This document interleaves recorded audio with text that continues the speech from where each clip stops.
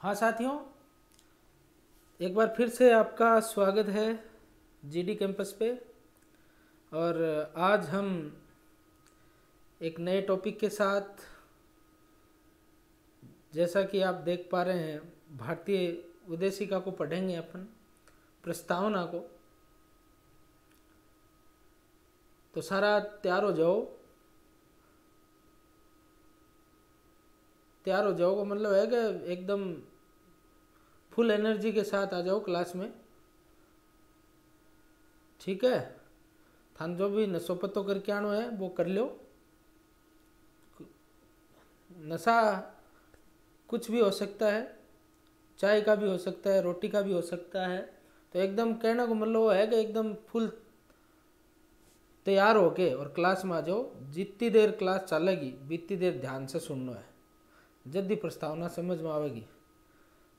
और यहाँ को टॉपिक है कि आप इन इजी मान के छोड़ दें, जबकि एग्जाम में जो है सोचने के लिए मजबूर कर देता है और प्रश्न गलत हो जाते हैं। अधिकांश विद्यार्थियों के होते हैं जिनका मैं कहूँगा कि राजनीति विज्ञान में बहुत अच्छी पकड़ है, बहुत कुछ जानते हैं, फिर भी प्रस्तावना के प्रश्न ऐसे आते हैं कि पता ही नहीं लगता है क्या। फिर आप ओड़ मोद्या के बेरोगोनी पेपर के बनायो, घटों प्रश्न आयो है ना, दिमाग ही कौन चाल्यो मारतो, बिल्कुल दिमाग चला ही नहीं, एकदम बंदी हो गयो गुरुजी, दिमाग चाल्यो ही कौन, चल गो घटों।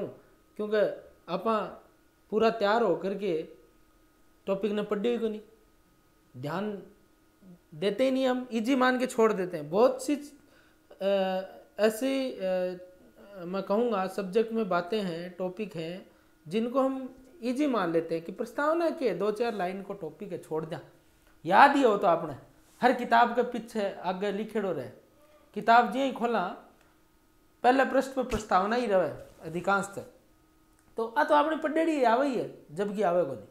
तो आज आप चर्चा करांगा साथियों प्रस्तावना पे। तो आइए हम पढ़ते हैं, एक नए टॉपिक के साथ बढ़ते हैं आगे। इससे पहले हमने जो है संविधान सभा पढ़ लिया है, और अगर जिसने संविधान सभा को नहीं पढ़ा है तो मैं कहूँगा कि भारतीय राज्य व्यवस्था को आप पढ़ रहे हैं तो राज्य व्यवस्था को टॉपिक वाइज पढ़ें। आप सबसे पहले संविधान सभा को ही पढ़ें कि संविधान कैसे लिखा गया, संविधान सभा में कितने मेंबर थे। उसके बाद हम प्रस्तावना के ऊपर चर्चा करेंगे, फिर विशेषताओं पर, उसके बाद टॉपिक टू टॉपिक हम आगे बढ़ेंगे। तो आइए करते हैं आज की क्लास को शुरू। तो एकदम तैयार हो, करा शुरू। आज थाने प्रस्तावना को पाठ कराऊंगा। हाँ, तो आ जाओ।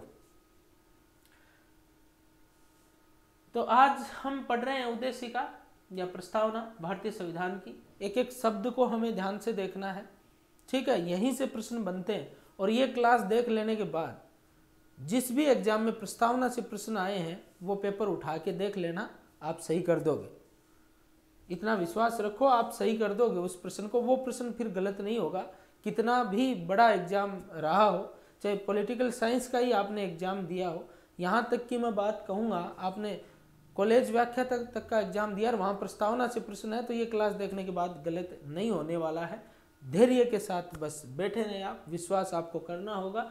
दूसरी एक बड़ी बात और बता देता हूँ, देखिए बच्चों, जहाँ प्रस्तावना टॉपिक में है हमारे, और होता ही है, निश्चित सी बात है, प्रस्तावना तो हर एक टॉपिक में होता है, चाहे आप कोई भी एग्जाम दे रहे हैं, तो वहाँ 100% प्रस्तावना से प्रश्न आने के पूरे चांस होते हैं, और वो प्रश्न अब आपका गलत नहीं होना चाहिए। तो आइए, तो प्रस्तावना हमारी शुरू होती है, हम भारत के लोग। हम भारत के लोग पाठ करना है, सागे सागे पढ़नी है मेरे सागे, ठीक है ना। सुनो मत, सुनना काम कौन सा है, ध्यान दो एक एक शब्द पे। हम भारत के लोग, पहला प्रश्न यही बन रहा है, हम भारत के लोग। आपसे पूछ लिया जाए हम भारत के लोग कहाँ से लिया गया है, तो हम भारत के लोग जो है वो यूएसए के संविधान की प्रस्तावना में जैसा लिखा गया है उसी प्रकार से हमारी प्रस्तावना में भी हम भारत के लोग। आपसे पूछ ले हम भारत के लोग प्रस्तावना में कहाँ से लिया गया है, तो यूएसए के संविधान से, ठीक है। अब आगे चलिए, हम भारत के लोग, भारत को एक संपूर्ण प्रभुत्व संपन्न, संपूर्ण प्रभुत्व संपन्न। देखिए यहां इसका अर्थ समझे आप, संपूर्ण प्रभुत्व संपन्न।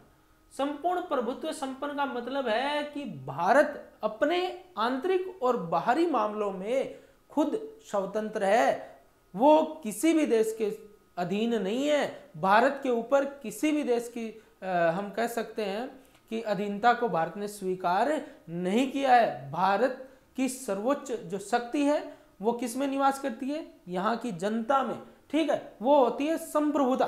भारत की संप्रभुता की बात आती है, सर्वोच्च शक्ति की बात होती है, वो भारतीय जनता में निवास करती है। यहाँ शब्द है संपूर्ण प्रभुत्व संपन्न। तो इसका मतलब यह है कि भारत जो है ना, वो भारत अपने आंतरिक और बाहरी मामलों में खुद स्वतंत्र है, वो अपने निर्णय खुद ले सकता है, वो किसी के भी अधीन नहीं है। तो यहां देखिए दो प्रश्न बन रहे, प्रस्तावना से प्रश्न बनेंगे तो प्रस्तावना से ही बनेंगे, एक एक शब्द को ध्यान से देखना, प्रश्न यहीं से बनेंगे, एग्जाम में यहीं से आते हैं। कैसे आते हैं वो भी मैं थोड़ी देर बाद चर्चा करने वाला हूं, एक दो प्रश्नों की चर्चा करूंगा मैं कि ऐसे पूछ लिए जाते हैं और फिर वहां हम सोचते रहते हैं ये क्या आ गया, ऐसा तो हमने कभी देखा ही नहीं प्रस्तावना में। होता वो प्रस्तावना में भी है, जब घर आकर के देखते हो तो फिर अरे ये तो ये था, है ना। तो ऐसा ही होता है।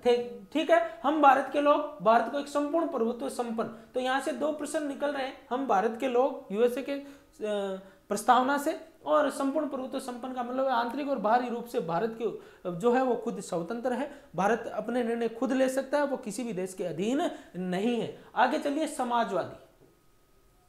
समाजवाद देखिए, थोड़ी बहुत अगर जिस बच्चे को राजनीतिक विज्ञान में रुचि है और मोस्टली अगर जिसके पॉलिटिकल साइंस रहा है, तो वो समाजवाद और लोकतांत्रिक व्यवस्था में अंतर कर सकता है। लेकिन यहाँ हमारा जो शब्द है समाजवादी, तो मैं यहाँ थोड़ी सी चर्चा करूँगा समाजवाद के साथ। देखिए, साम्यवादी व्यवस्था नाम सुना होगा आपने, साम्यवाद, ठीक है, या सीधी हम बात करें इसी शब्द पे, कभी डिटेल से चर्चा करेंगे और किसी क्लास में जब वो टॉपिक होगा तो वहाँ।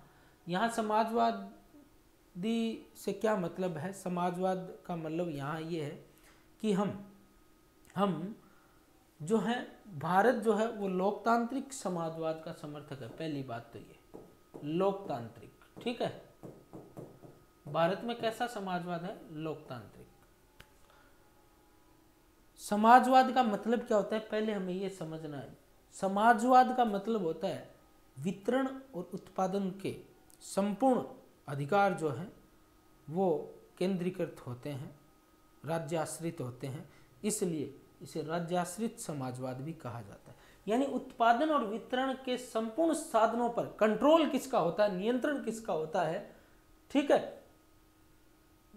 किसी वहां की सरकार का। इसलिए वहां की सरकार कह दूं या राज्य कह दूं, एक ही बात है, इसलिए इसको राज्याश्रित समाजवाद भी कहते हैं। जबकि लोकतांत्रिक समाजवाद का मतलब क्या है? भारत एक लोकतांत्रिक समाजवाद है।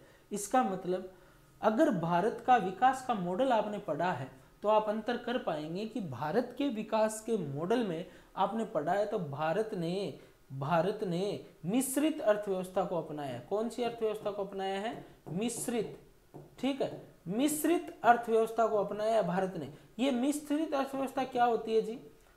तो सीधी सी मैं बात करूं तो लोकतांत्रिक समाजवाद का मतलब यहाँ सार्वजनिक और निजी दोनों क्षेत्रों को है वो तवज्जो दी जाती है, ठीक है। सार्वजनिक और निजी दोनों क्षेत्रों के ऊपर है वो सरकार, हम कह सकते हैं कि उनको स्वतंत्रता देती है। तो मिश्रित जो हमारा अर्थव्यवस्था है उसका मतलब ये मिक्स्ड इकोनॉमी मॉडल इंडिया ने अडॉप्ट किया है। तो ध्यान से सुने, मिश्रित अर्थव्यवस्था क्या होती है?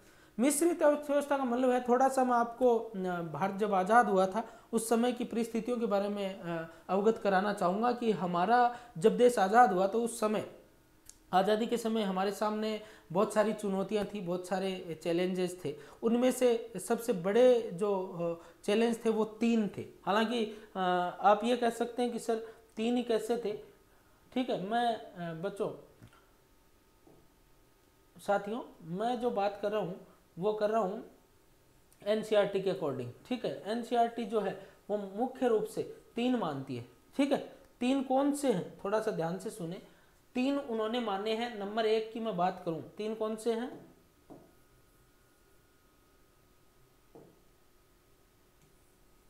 ठीक है, नंबर 1 की बात करूं तो हमारे सामने चैलेंज था लोकतंत्र को स्थापित करना,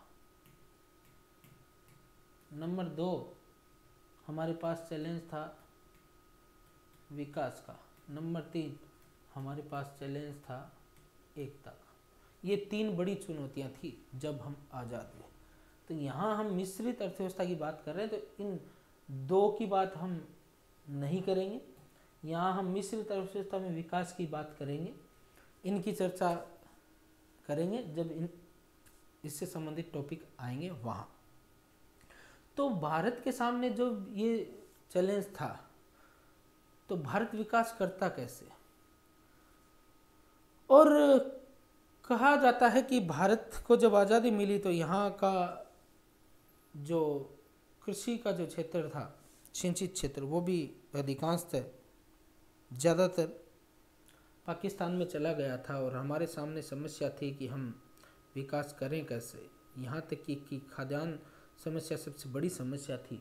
फिर ये तो चलो समस्याएं थी, बट विकास का रास्ता कौन सा अपनाएं? तब क्या हुआ कि हम सोवियत संघ से भी प्रभावित थे। उस समय यूएसएसआर भी था, 91 में टूटा है यूएसएसआर।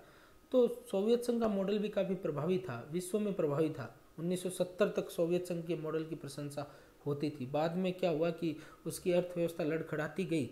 लेकिन हम तो 1947 में आज़ाद हुए, इस समय तो सोवियत संघ जो है उसका मॉडल की प्रशंसा हो रही थी। तो हमने समाजवाद के कुछ गुण अपनाए, जैसे कि हमने 5 ईयर प्लान जो लेकर के आए, हम जो योजना आयोग जो बनाया, ये एक तरह से कहें तो समाजवाद की कुछ मैं बात करूं तो साम्यवाद या आप कहें रूस से प्रभावित होकर के हमने ये मॉडल अपनाया। जबकि हम अमेरिका से भी प्रभावित थे, तो प्राइवेटाइजेशन को भी हमने बढ़ावा दिया।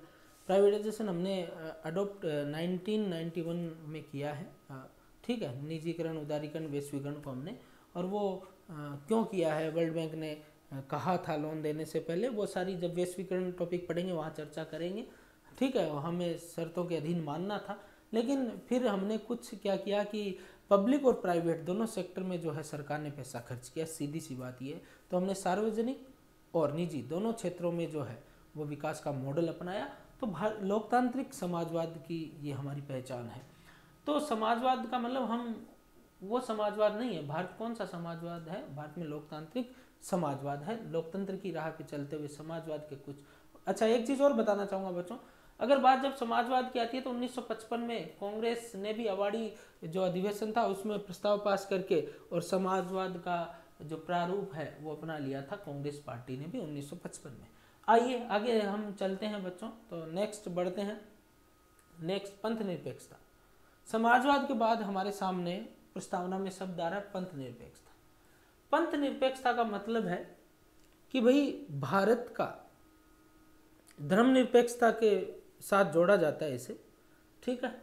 पंथ निरपेक्षता का मतलब भारत का कोई धर्म नहीं है, भारत का कोई धर्म नहीं है, भारत धर्मनिरपेक्ष राज्य है। इसका मतलब भारत में सभी धर्मों का सम्मान होता है।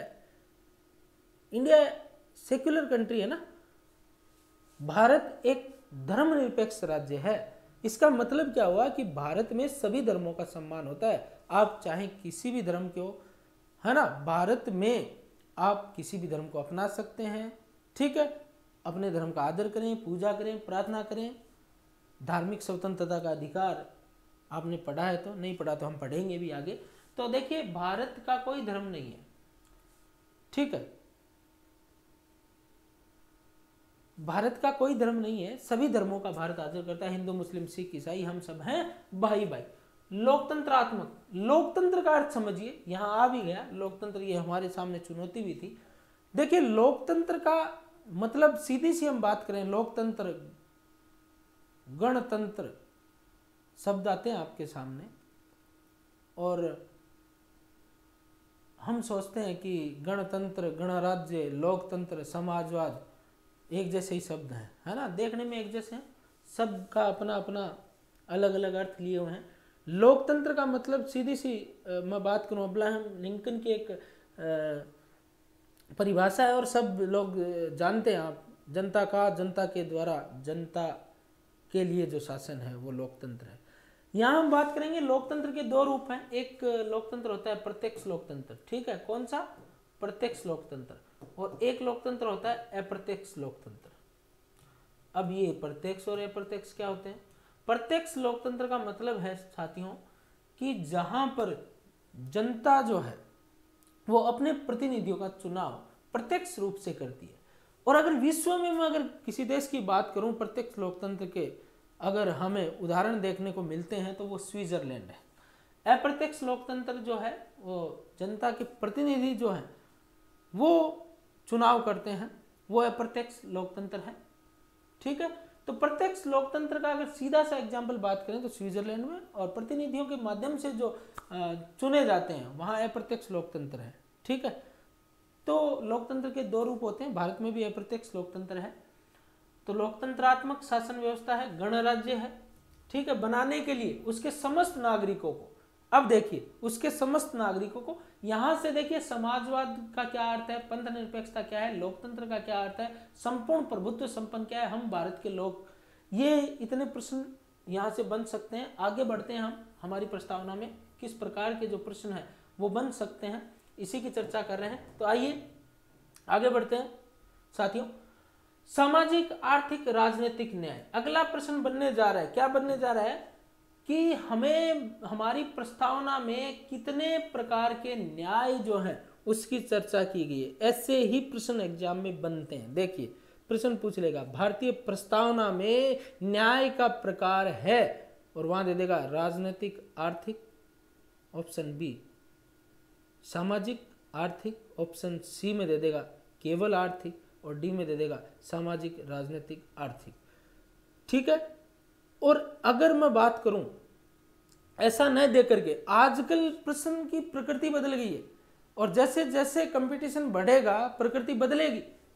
प्रश्न यहां से ही उठते हैं बट हम समझ नहीं पाते, और वो क्या उठाते हैं बताइए। न्याय जो है प्रस्तावना में, जो न्याय है उसका सही क्रम क्या है बताइए। सही क्रम क्या है? तो सबसे पहले आएगा सामाजिक, 2 नंबर पे आर्थिक, 3 नंबर पे राजनीतिक। इस प्रकार से प्रश्न जो है वो आने लग गए। ये तो थी प्रश्नों के प्रकार की बात। अब हम इन तीनों के अर्थ की बात करते हैं। सामाजिक, समाज में सभी लोगों के साथ, समाज में सभी लोगों के साथ जाति लिंग के आधार पर भेदभाव न किया जाए, समाज के हर व्यक्ति को है वो न्याय मिले। ठीक है, आर्थिक, आर्थिक जो क्रियाकलाप है उसमें, या मैं कहूं कि जो संपत्ति की असमानता है उसको भी कहीं ना कहीं दूर किया जाए, और राजनीतिक में हर व्यक्ति को अपने अधिकारों तक की जो है अधिकारों तक पहुंच हो, या मैं कहूं सरकार तक अपनी बात को पहुंचा सके। ठीक है, राजनीतिक क्षेत्रों में वो अपने विचार को रख सके, वो उस ऑफिस तक अपनी बात को पहुंचा सके। तो कहने का मतलब क्या है कि राजनीतिक क्षेत्र में भी व्यक्ति को न्याय मिले। तो सामाजिक, आर्थिक, राजनीतिक 3 प्रकार के न्याय की बात हमारी प्रस्तावना है वो करती है। आगे बढ़ते हैं। देखिए विचार, विचार, अभिव्यक्ति, विश्वास, धर्म, उपासना की स्वतंत्रता। अब यहां थोड़ा सा गौर करें आप, आपसे यह पूछा जा सकता है स्वतंत्रता कितने प्रकार की है। हमारी प्रस्तावना स्वतंत्रता कितने प्रकार की हमें उपलब्ध करवाती है। एक चीज मैं यहां बताना भूल गया, अगर आपसे यह पूछ लिया जाता है कि सामाजिक, आर्थिक, राजनीतिक ये न्याय कहां से लिया गया, इस प्रकार का भी प्रश्न है वो बन सकता है। तो ये जब न्याय की बात आती है, ये रूस की क्रांति से लिया गया है। तो रूस से 1917 में, आप लोगों को पता है 1917 में रूस की क्रांति हुई थी। ठीक है, और उसी से जो है हमारी प्रस्तावना में ये 3 शब्द जो हैं वहां से हमने लिए हैं, या सीधी सी बात करें तो रूस से लिए गए सामाजिक, आर्थिक और राजनीतिक न्याय। ठीक है, लेनिन के प्रयासों से रूस में जो क्रांति हुई थी, फ्रांस और रूस की क्रांति के बारे में आपने सुना होगा। फ्रांस की हुई थी 1789 में और रूस की होती है 1917 में। इतिहास के जो विद्यार्थी हैं वो बहुत अच्छे से इस बात को जानते हैं। आइए फिर से चर्चा करते हैं इसी प्रश्न पे। प्रश्न क्या बन सकता है कि स्वतंत्रता कितने प्रकार की है, तो देखो कितने प्रकार की है। विचार नंबर 1, अभिव्यक्ति नंबर 2, ठीक है, विश्वास नंबर 3, धर्म नंबर 4, उपासना नंबर 5। उपासना को पूजा भी कहा जा सकता है। ठीक है, एक ही बात है। तो ये 5 प्रकार की स्वतंत्रता जो है वो हमारी प्रस्तावना हमें उपलब्ध करवाती है। तो कई बार यही पूछ लिया जाता है, बताइए प्रस्तावना में स्वतंत्रता कितने प्रकार की है। विचार, अभिव्यक्ति, विश्वास, धर्म, उपासना। कई बार क्या होता है कि एग्जामिनर पेपर जो बनाने वाला है उसके ऊपर डिपेंड करता है बच्चों, वो इनमें से कोई 2 ही दे दे, बताइए। या इनमें से ऐसे भी दे दे कि सही क्रम बताइए, और वहां ऐसा दे दे विचार, अभिव्यक्ति, विश्वास, धर्म, उपासना, ऐसे दे दे विचार, उपासना, विश्वास, अभिव्यक्ति, धर्म।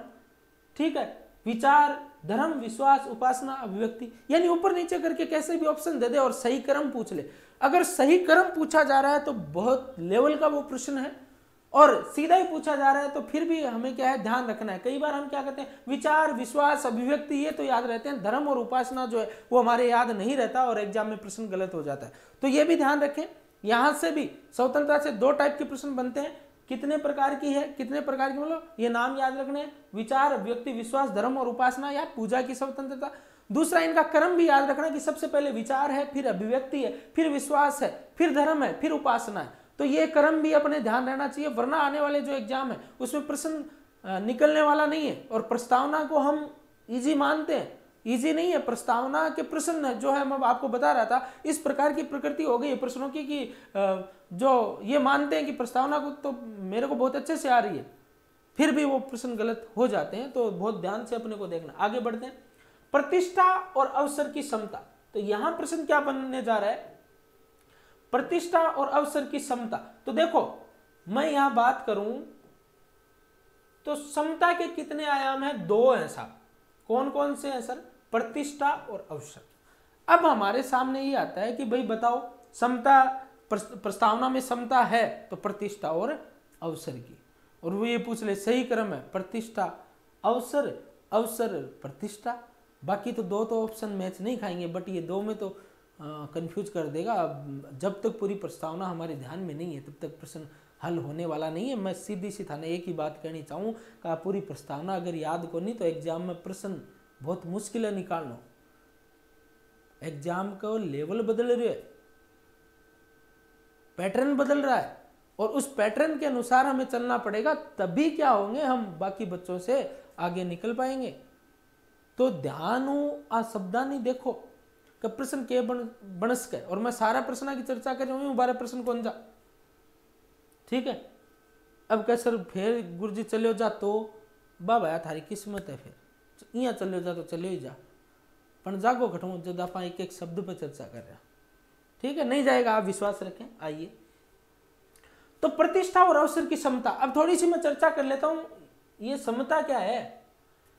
समता और समानता आपने पढ़ा होगा, और हम समानता के अधिकार को पढ़ेंगे। यहां समता का मतलब है कि समाज के किसी भी वर्ग को समाज के किसी भी वर्ग को विशेषाधिकार नहीं मिलने चाहिए, विशेषाधिकारों का अंत हो, और हर एक व्यक्ति को क्या हो, समानता का अवसर उपलब्ध करवाए राज्य। यही क्या है, समता।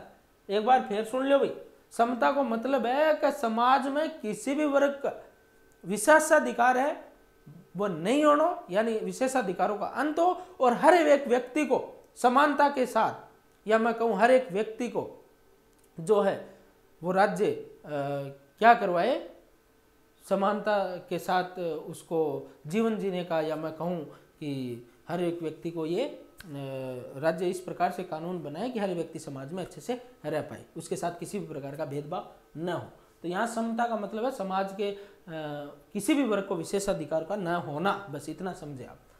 तो आइए आगे बढ़ते हैं। प्राप्त करने के लिए तथा उन सब में व्यक्ति की गरिमा और राष्ट्र की एकता और अखंडता। तो एकता और अखंडता, राष्ट्र की एकता के बारे में बहुत जानो थे, एकता सही जाना, भारत विविधताओं में एकता वाला देश है, खूब निबंध लिखा होगा, है ना। तो अब थे कंपटीशन की तैयारी कर रहा हूँ, पहले एकता के बारे में खूब जाने, लेकिन अखंडता इस शब्द पर अपन गौर करना है। एक चीज मैं थाने बता दूं, थोड़ी सी क्लियर कर दूं, प्रस्तावना में अब तक एक बार संशोधन हुआ है। रुबेरे बार जो विवाद आया था 1960 में, उसमें न्यायालय ने स्पष्ट कर दिया था कि प्रस्तावना में संशोधन नहीं किया जा सकता। 1973 का जो केशवानंद भारती विवाद था, उसमें न्यायालय ने कहा कि प्रस्तावना में संशोधन किया जा सकता है, और उसके बाद एक बार जो है वो इसमें संशोधन हुआ है। कब हुआ साहब, 42वां संविधान संशोधन जो है 1976 में, उसमें प्रस्तावना में संशोधन हुआ। क्या हुआ इसको भी ध्यान से सुन लेना, 3 शब्द जोड़े गए, समाजवाद, समाजवादी या समाजवाद, पंथ निरपेक्ष, तीसरा है अखंडता। ध्यान सुन ले भी, ध्यान दो, बहुत इजी प्रश्न है पर कई बार इजी गलत हो जाए। 42वां संविधान संशोधन 1976 में एक बार संशोधन हुआ है और वो प्रश्न सन आवे तो कोई बड़ी बात को नहीं, लेकिन किए को नहीं आवे, बात सुनो आवे सर ना तान, है ना। समाजवाद पंथ निरपेक्ष अखंडता या समाजवादी पंथ निरपेक्ष अखंडता जो है वह अपन सही से ध्यान होना चाहिए। प्रस्तावना में 42वां संविधान संशोधन 1976 में जो शब्द जोड़े गए उनका सही क्रम है, तो सही क्रम समाजवाद पंथ निरपेक्ष अखंडता है। ऑप्शन में था यहाँ देश का अखंडता समाजवाद पंथ निरपेक्ष अखंडता समाजवाद, समाजवाद पंथ निरपेक्ष अखंडता और समाजवाद पंथ निरपेक्ष अखंडता, अखंडता पंथ निरपेक्ष समाजवाद ऊपर नीचे कर देगा और सही क्रम पूछ लेगा। तो आ चीज भी अपन ध्यान रखनी है। आओ बढ़ना आगे, एक चीज और क्लियर कर देता हूं मैं, ये जो अखंडता शब्द आप देख रहे हो, ये अखंडता शब्द हमने चर्चा की है कि 1976 में जोड़ा गया 42वें संविधान संशोधन में। इससे पहले भी अखंडता शब्द जो है इसको जोड़ा गया था 16वां संविधान संशोधन में, ठीक है। 16वां जो संविधान संशोधन हुआ था 1963 में, इसमें भी अखंडता शब्द है उसको जोड़ा गया था। और अनुच्छेद जो 19 है वहां इसको जोड़ा गया था 19 2 3 4 में, ठीक है। वहां युक्त जो निर्बंधन जो या मैं कहूँ प्रतिबंध जो लगाने की बात आती है, वहां अनुच्छेद 19 में आपको ये अखंडता शब्द जो है वो देखने को मिलता है। इसके अलावा जो अनुसूची 3 है वहाँ भी शपथ जो है उसमें भी ये शब्द जोड़ा गया है।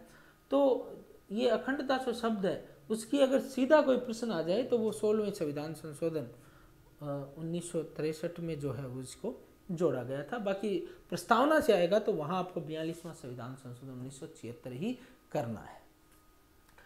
आगे बढ़ते हैं, आइए। सुनिश्चित करने वाली बंधुता बढ़ाने के लिए दृढ़ संकल्प होकर अपनी इस संविधान सभा में आज तारीख यानी 26 नवंबर की बात हो रही है, 26 नवंबर 1949 को मिति मार्ग शुक्ल सप्तमी, तो ये भी प्रश्न पूछा जा सकता है। इस प्रकार का भी आगे आने वाले एग्जाम में प्रश्न बन सकता है, तो हिंदी में भी ये पूछ ले मार्ग शुक्ल सप्तमी जो है, ठीक है। यानी 26 नवंबर 1949 ने देकर के आपसे ये पूछ ले कि कब जो है वो आत्मार्पित अधिनियमित किया गया, तो मार्ग शीर्ष शुक्ल सप्तमी विक्रमी संवत यहाँ दे रखा है 6000, ठीक है, 2006, ठीक है। 6000 कैसे आ गया भाई, विक्रमी संवत मार्ग शुक्ल सप्तमी 2006 होना चाहिए, 2006, ठीक है, 2006 है, इसको ध्यान रखना। को एतद द्वारा इस संविधान को अंगीकृत अधिनियमित और आत्मार्पित करते हैं। तो ये हमारी प्रस्तावना थी।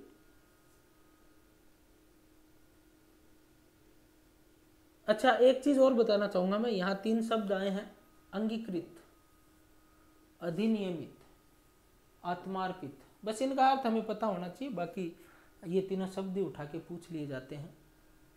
अंगीकृत का मतलब है स्वीकार करना, अधिनियमित का मतलब है लागू होना यानी संविधान का लागू होना, और आत्मार्पित का मतलब क्या है, स्वयं को सौंपना, ठीक है, खुद को सौंपना। आ जाइए, अब हम कुछ परिभाषाओं की बात कर लेते हैं। अब वो एग्जाम में जो प्रश्न बनते हैं उनकी सबकी हमने चर्चा कर ली थी, फिर भी कुछ ऐसे प्रश्न हैं जो सीधे फैक्ट जो है, तथ्य जो है, परिभाषाओं से संबंधित जो प्रश्न है, तथ्य जो है वो सीधे उठा करके पूछ लिए जाते हैं। अगर इस प्रस्तावना को आपने ध्यान से शब्दों को सुना है, मैंने जो बताया उसको अब तक अच्छे से देखा है, तो मुझे नहीं लगता कहीं भी आपको दिक्कत होने वाली है। ये जो परिभाषाएं हैं 2-3 इंपॉर्टेंट मुझे लगी, तो उसको मैं आपके सामने रख रहा हूँ, बस इनको एक बार देख लेना। बाकी परिभाषाओं से बहुत ही कम प्रश्न बनते हैं, लेकिन कई बार क्या होता है कि सीधा ही एग्जामिनर है वो यहाँ से उठा लेता है। तो सर अलादी कृष्ण स्वामी जो अय्यर हैं वो क्या कहते हैं कि संविधान की प्रस्तावना हमारे दीर्घकालीन सपनों का विचार है। बस ये जो है दीर्घकालीन सपनों का विचार, इसको थोड़ा सा आप लोग याद रखना कि अलादी कृष्ण जो स्वामी अय्यर है वो दीर्घकालीन सपनों का विचार जो है वो प्रस्तावना को कहते हैं। के.एम. मुंशी, कन्हैयालाल माणिक्यलाल मुंशी क्या कहते हैं कि प्रस्तावना हमारी संप्रभु लोकतांत्रिक गणराज्य का भविष्य फल है। इस भविष्य फल को याद रखना, याद रह जाएगी के.एम. मुंशी की परिभाषा है। यहाँ देखो आप दीर्घकालीन सपनों का विचार है तो दीर्घकालीन सपने याद रखें आप सर अलादी कृष्ण स्वामी अय्यर, और भविष्य फल की बात कौन करते हैं, के.एम. मुंशी। अर्नेस्ट बार्कर हमारी प्रस्तावना से बहुत प्रभावित थे तो प्रस्तावना को संविधान का कुंजी नोट कहते हैं। ठीक है, कुंजी नोट याद रखना, अर्नेस्ट बार्कर जो कहते हैं या बार्कर कहते हैं। और वो इतने प्रभावित थे कि उनकी एक पुस्तक है बच्चों, principle of social and political theory, उसकी शुरुआत में यानी पुस्तक उन्होंने लिखी उसके शुरुआत में उन्होंने इस प्रस्तावना का उल्लेख किया। तो वो हमारी प्रस्तावना से कितने प्रभावित थे आप जान सकते हैं। हिदायतुल्लाह जो है वो क्या कहते हैं, संविधान शरीर है। ये इंपॉर्टेंट लगी मेरे को, और इस प्रकार की परिभाषा पूछी भी जा सकती है और अच्छी परिभाषा है कि संविधान अगर शरीर है तो प्रस्तावना उसकी आत्मा है, प्रस्तावना अगर आधारशिला है तो संविधान उस पर खड़ा अटालिका। तो आधारशिला और अटालिका अगर नाम याद रहेगा तो आपको याद आ जाएगा कि हिदायतुल्लाह जो है वो प्रस्तावना के बारे में इस प्रकार की परिभाषाएं देते हैं। पंडित जवाहरलाल नेहरू ने प्रस्तावना को संविधान की आत्मा कहा। ठीक है, मैं एक प्रश्न आपसे कर रहा हूं, कमेंट बॉक्स में जरूर जवाब देना। डॉक्टर भीमराव अंबेडकर ने संविधान की आत्मा किसे कहा है। ठीक है, आगे हम बढ़ते हैं कि प्रस्तावना की जो भाषा है वो ऑस्ट्रेलिया के संविधान से ली गई है। ये कई इस प्रकार के प्रश्न होते हैं जो हमें कंफ्यूज कर देते हैं, तो ध्यान रखें। अगर मैं प्रारूप की बात करूं, ठीक है, क्लियर कर देता हूं, मैं प्रारूप की बात करूं या सीधा ही आपके सामने प्रश्न आ जाए प्रस्तावना को कहां से लिया गया है, तो आपको बिल्कुल भ्रमित नहीं होना है, आपको करना है यूएसए। ठीक है, हम भारत के लोग बात की हमने, जबकि भाषा की जब बात आती है तो वो कहीं ना कहीं ऑस्ट्रेलिया के संविधान से हमारी जो भाषा है वो प्रभावित है। तो हम कह सकते हैं कि ऑस्ट्रेलिया और अमेरिका के संविधान से हमारी प्रस्तावना जो है वो प्रभावित है। फिर भी मैं दोबारा रिपीट कर रहा हूं, अगर सीधा पूछ लिया जाए तो आपको करना है यूएसए। अब देखिए प्रस्तावना का प्रारूप हम अभी चर्चा कर रहे थे कि अमेरिका के संविधान से लिया गया है। देखो संविधान के अधिकार का स्रोत, प्रस्तावना क्या कहती है, नंबर 1 बात, संविधान के अधिकारों का स्रोत है प्रस्तावना। नंबर 2, भारत की प्रकृति के बारे में चर्चा करती है। नंबर 3, संविधान के उद्देश्य निहित है। नंबर 4, संविधान लागू होने की तिथि की घोषणा करती है। ये चारों पॉइंट ध्यान से सुनना। प्रस्तावना के से हमें क्या जानकारी मिलती है, नंबर 1, संविधान के अधिकारों का स्रोत है प्रस्तावना। कैसे, प्रस्तावना कहती है कि संविधान भारत के लोगों से शक्ति अधिकृत करता है। प्रस्तावना क्या कहती है, हम भारत के लोग, इसका मतलब प्रस्तावना ये स्पष्ट कर रही है कि भारत के लोगों से शक्ति अधिकृत करता है। यानी मैं बात कहूं आपको कि भारत की सर्वोच्च शक्ति किस में निहित है, तो भारत की जनता में निहित है, भारत के लोगों में निहित है। दूसरा, भारत की प्रकृति के बारे में चर्चा करिए। भारत कैसा है, भारत समाजवादी, पंथ निरपेक्ष, अखंडता, तो घोषणा करती है समाजवादी, धर्मनिरपेक्ष, लोकतांत्रिक, गणतांत्रिक राज्य व्यवस्था। गणतंत्र का अर्थ भी हम जान लेते हैं। गणतंत्र क्या होता है, गणतंत्र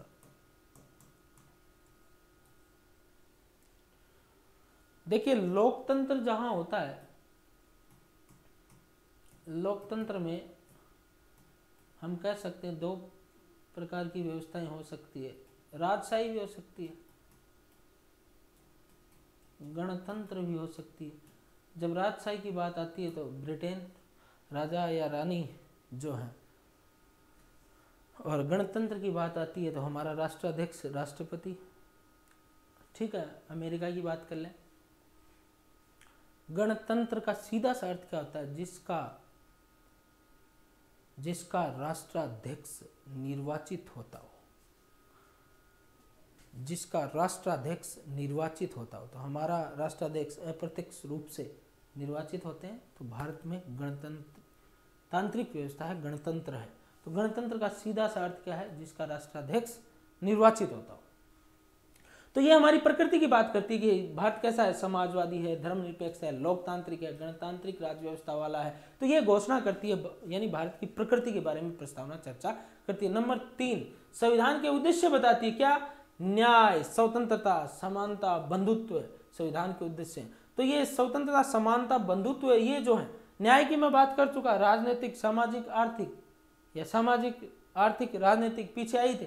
तो वो जो न्याय है, 3 प्रकार का न्याय है, वो रूस से लिया गया, जबकि स्वतंत्रता, समानता, बंधुत्व फ्रांस की क्रांति से लिए गए हैं। ये भी ध्यान रखना, स्वतंत्रता, समानता, बंधुत्व कहां से लिए गए हैं? फ्रांस की क्रांति। और इनका सीधा क्रम भी पूछा जा सकता है ना, और बहुत बार पूछा भी जाता है बच्चों। संविधान लागू होने की तिथि की बात करती है प्रस्तावना, कब लागू हुआ था? तो 26 नवंबर 1949 को बनकर के तैयार हो गया था। पूरा संविधान जो है हमारा 26 जनवरी 1950 को लागू हुआ। कुछ अनुच्छेद यानी कुल मिलाकर के बात करें तो लगभग 15 अनुच्छेद इसी दिन लागू हो गए थे। ये हम पीछे संविधान सभा वाली क्लास में कर चुके हैं। आइए आगे बढ़ते हैं। प्रस्तावना में न्याय के 3 प्रकार हैं, हम डिटेल से चर्चा करके आ चुके हैं। कौन से हैं? सामाजिक, आर्थिक, राजनीतिक, और रूस की क्रांति से 1917 में। तो न्याय के प्रकार पूछे जा सकते हैं प्रस्तावना में। कितने प्रकार का न्याय है? तो 3 प्रकार का है, सामाजिक, आर्थिक और राजनीतिक। समता के भी 3 आयाम हैं। कौन से? नागरिक, राजनीतिक और आर्थिक। तो समता के भी 3 आयाम हैं। वहां देखिए प्रस्तावना में सीधा पूछा जाए तो प्रतिष्ठा और अवसर हम चर्चा करके आए हैं। प्रस्तावना में भारत के लोगों के लिए निम्न शब्द उल्लेखित है। ये देखिए इस प्रकार का प्रश्न 1-2 एग्जाम में पूछा गया है, लेकिन अगर आप डिटेल से पढ़ोगे प्रस्तावना को, एक बार फिर मैं लेकर के आता हूं आप लोगों को प्रस्तावना पे, एक बार ध्यान से देखो। आपको बुक में हो सकता है 2 शब्द ही मिले कि 2 ही शब्द हैं। आप खुद प्रस्तावना को देखो एक बार, मैं आपको वापस लेके आ रहा हूँ प्रस्तावना के ऊपर। ये देखो हमने यहाँ चर्चा की, तो लोगों के लिए कितने शब्द हैं आप खुद देख लो। तो लोग नंबर 1, ठीक है। नंबर 2 देखो नागरिकों, नागरिक आ गया। नंबर 3 व्यक्ति, ये देखो। तो लोग, नागरिक, व्यक्ति, ठीक है।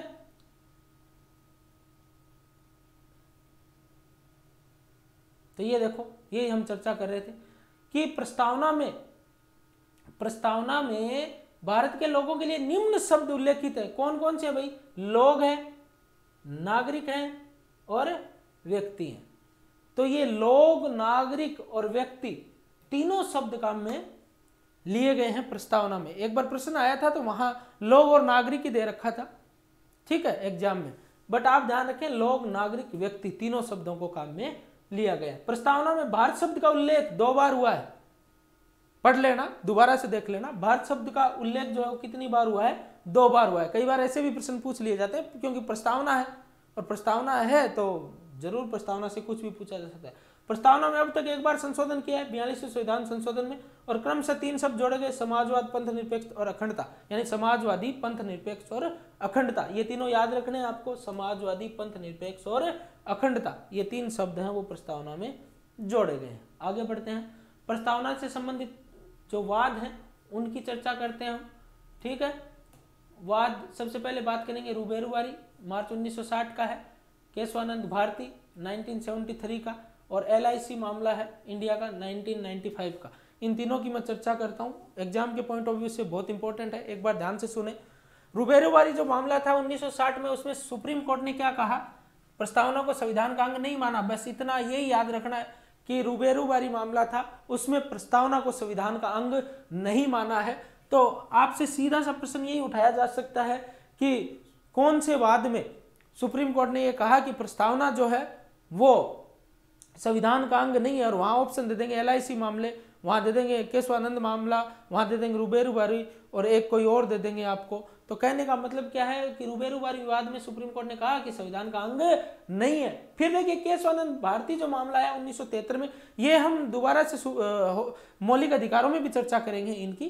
तो ये केशवानंद जो भारतीय विवाद है 1973 में, उसमें प्रस्तावना को जो है वो अंग मान लिया था, और संशोधन की बात है वो सुप्रीम कोर्ट ने कह दी थी। और उसी के बाद में जो बच्चों साथियों 1976 में जो 42वां संविधान संशोधन हुआ, उसमें प्रस्तावना में संशोधन भी कर दिया गया। तो केशवानंद जो विवाद है इसमें क्या हुआ कि संशोधन की बात को स्वीकार कर लिया सर्वोच्च न्यायालय ने, जबकि रूबेरुवारी जो मामला था उसमें संशोधन की बात को स्वीकार नहीं किया था। फिर देखिए एक और मामला आता है LIC ऑफ इंडिया मामला 1995 में। इसमें भी सुप्रीम कोर्ट ने व्याख्या दी कि प्रस्तावना संविधान का आंतरिक हिस्सा है। तो इसमें क्या कहा, इस प्रकार से भी प्रश्न पूछा जा सकता है कि कौन सा वो मामला था जिसमें सुप्रीम कोर्ट ने कहा कि आंतरिक हिस्सा है। तो आंतरिक हिस्से की जब बात आती है तो LIC मामला, तीनों ही बात जो है वो वेरी वेरी वेरी इंपॉर्टेंट है। रुबेरुवारी मामले में मना कर दिया, अंग नहीं माना, केशवानंद भारती में संशोधन की बात को स्वीकार किया, और LIC मामले में आंतरिक हिस्सा जो है वो बताया 1995 में।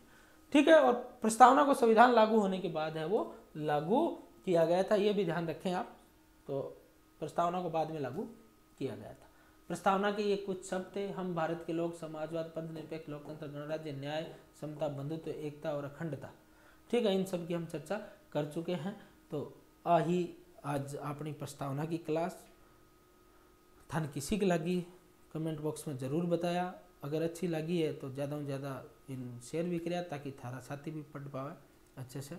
और ई क्लास ने अगर ध्यान से देख ली तो प्रस्तावना से संबंधित जो प्रश्न है वो आपका गलत नहीं होगा। एक बार देखने से अगर याद नहीं हो रही तो 2 बार देखें, 3 बार देखें।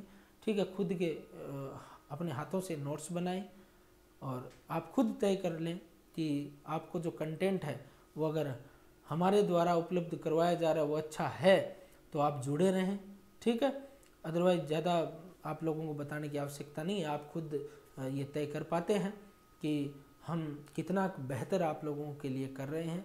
अगर वास्तव में आपको क्लास अच्छी लग रही है और थान लाग रही है कि नहीं, यहाँ जो हमें कंटेंट मिल रहा है वो बेहतर है, तो थे ज़्यादा से ज़्यादा इन शेयर करो। ठीक है, तो आज के लिए इतना ही, मिला एक नए टॉपिक के साथ। तब तक के लिए जय हिंद, जय भारत।